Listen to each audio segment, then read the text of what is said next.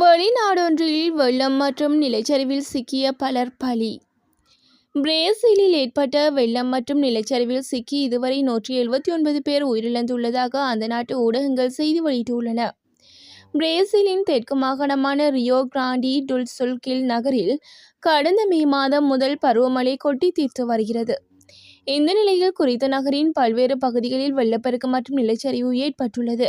இதன் காரணமாக 20 லட்சத்திற்கும் மேற்பட்ட மக்கள் பாதிக்கப்பட்டுள்ளதுடன் வெள்ளம் மற்றும் நிலச்சரிவில் சிக்கி 33 பேர் மாயமாகியுள்ளதாக தெரிவிக்கப்படுகிறது. இந்த நிலையில் காணாமல் போனவர்களை தேடும் பணியில் தேசிய பேரிடர் மீட்புக் குழுவினர் ஈடுபட்டு வருகின்றனர். இந்தியாவில் துயரம்.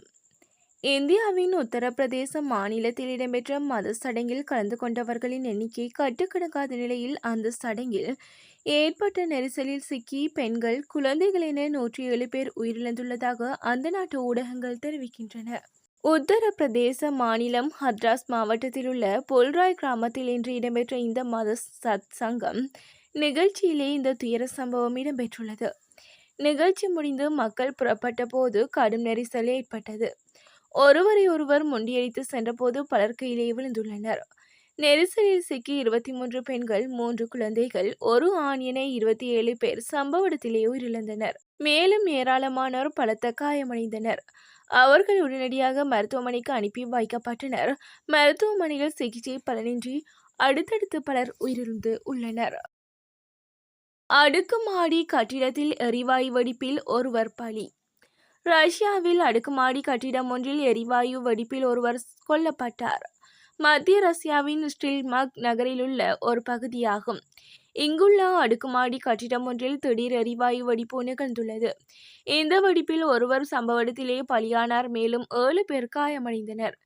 இது குறித்து நகராட்சி அதிகாரிகள் கூறுகையில், வீட்டு எரிவாயுவை கையாள்வதில் கவனக்குறைவாக மக்கள் உள்ளனர். இந்த சம்பவம் தொடர்பாக விசாரணை நடந்து வருகிறது என தெரிவித்துள்ளார். ஜெர்மன் காஃபி ஷாப் ஒன்றில் அசிட் வீச்சு. ஜெர்மனியில் உள்ள காஃபி ஷாப் ஒன்றில் நுழைந்த ஒருவர் அங்கிருந்தவர்கள் மீது அசிட் வீசியதில் 9 பேர் காயமடைந்துள்ளனர். நேற்று, அதாவது ஜூன் மாதம் 1ஆம் தேதி மதியம் 3:25 மணியளவில் ஜெர்மனியின் நோர்த் ரைன் மாகாணத்தில் உள்ள பெச்சோம் நகரில் அமைந்துள்ள காஃபி ஷாப் ஒன்றில் நுழைந்த ஒருவர் அங்கு காஃபி அறிந்து கொண்டிருந்த ஒருவர் மீது அசிட் வீசியுள்ளார்.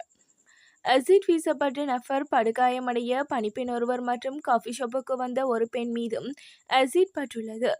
அத்துடன் தகவல் அறிந்து அங்கு வந்த 4 போலீசார் மற்றும் 2 தீயணைப்பு வீரர்கள் என மொத்தம் 9 பேர் அசிட்டால் காயமடைந்துள்ளனர்.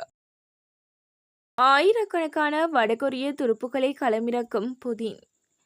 கிம்முடனான ஒப்பந்தத்தின் ஒரு பகுதியாக உக்ரைனை தாக்குவதற்கு ஆயிரக்கணக்கான வடகொரிய வீரர்களை நிலைநிறுத்த விளாடிமிர் புதின் திட்டமிட்டுள்ளதாக தகவல் வெளியாகியுள்ளது.